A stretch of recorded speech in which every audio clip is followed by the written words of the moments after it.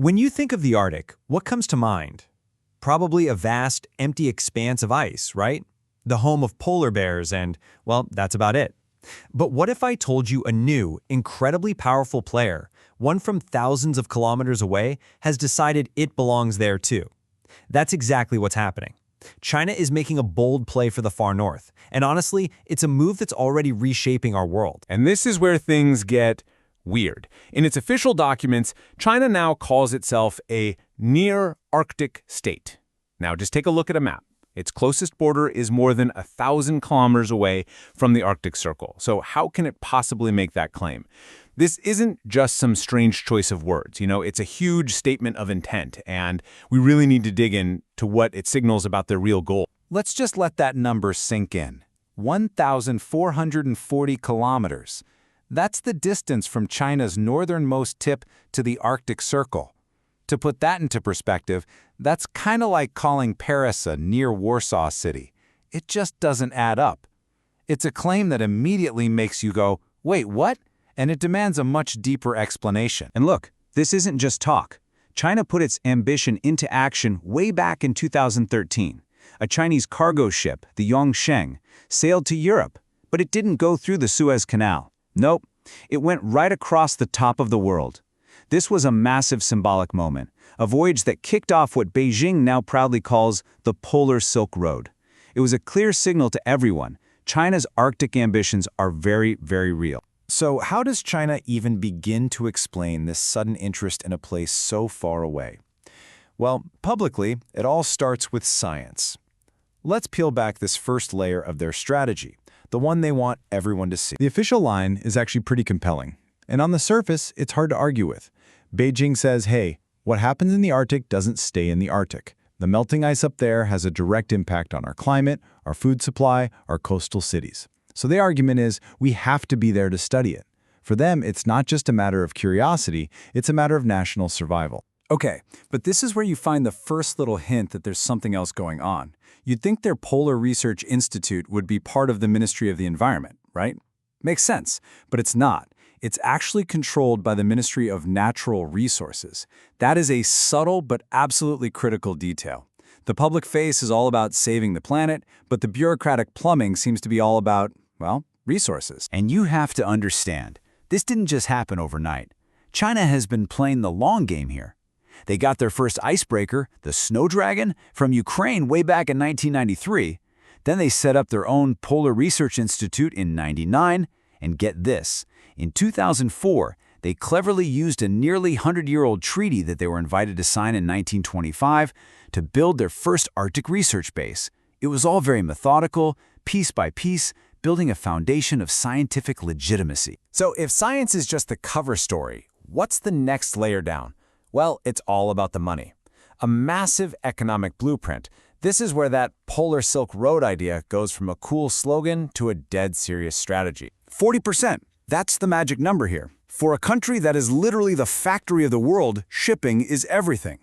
And this northern sea route along the Russian coast, it's a staggering 40% shorter than the old route through the Suez Canal. We're not talking about shaving a few days off a trip. This is a total game changer for global logistics, saving unbelievable amounts of time, fuel, and, of course, money. And this new road isn't just for shipping containers. As the ice melts, it's uncovering an absolute treasure trove. China is jumping on massive natural gas projects in Russia, they're looking at strategic rare earth mines in Greenland, and they're helping develop key ports in Norway and Iceland to control the whole route. It's a total economic takeover. If you want to see how China plays the game, the Amal project in Russia is the perfect example. So back in 2014, Russia annexes Crimea, and the West hits them with sanctions. Suddenly, Russia is cut off from money and technology.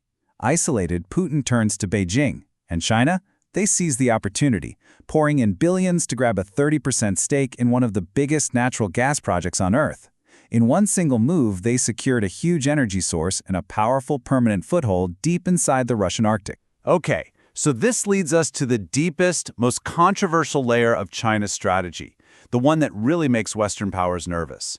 We're talking geopolitics and military ambitions.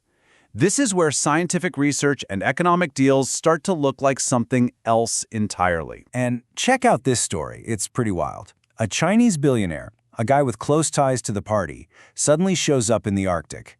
He tries to buy these huge, strategically important pieces of land in both Iceland and Norway. His reason? He just wanted to build tourist resorts. Yeah, right. Both countries eventually blocked the deals, but it sent alarm bells ringing all across the West. Was this a new stealth strategy to just buy up critical territory? This whole story gets right to the heart of what Western capitals are so worried about. It's a concept called dual-use infrastructure. The idea is simple.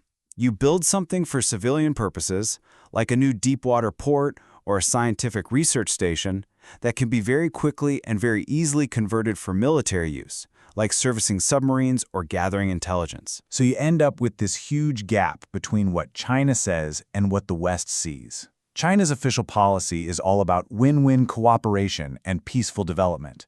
But when Western military planners look at these exact same projects, the ports, the research stations, they see something very different. They're worried about intelligence gathering and the real big one, a potential future base for Chinese nuclear submarines in their backyard. This simmering tension, it finally just boiled over in 2019. At a big meeting of the Arctic Council, the U.S. Secretary of State at the time, Mike Pompeo, basically threw diplomacy out the window. He directly called out China's near-Arctic state claim, saying flat out, there are only Arctic states and non-Arctic states. No third category exists. It was a public shot across the bow, making it clear the U.S. saw this as a direct geopolitical threat. So let's bring this all together. Because what's happening in the Arctic ice isn't isolated. It's not happening in a vacuum. It connects directly to China's global rise and to one of the world's most dangerous flashpoints, half a world away, Taiwan. Remember that first icebreaker they bought from Ukraine? Well, today, China builds its own, and they're way more advanced.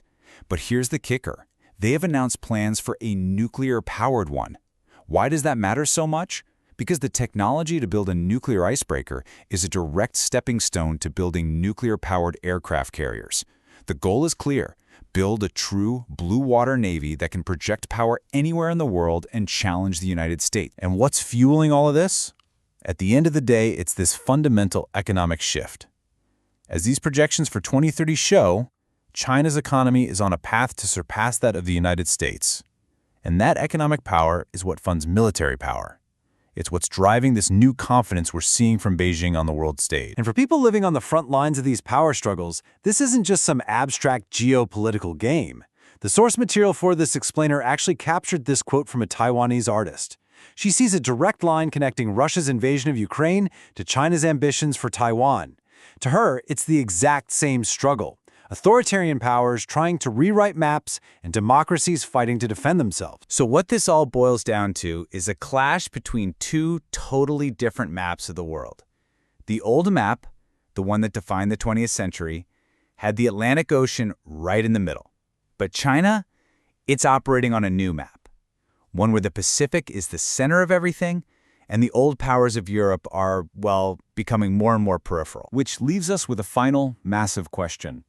As China methodically builds its own global systems, its own trade routes, its own financial networks, its own military reach, is this just a new Cold War, a simple replay with a new opponent?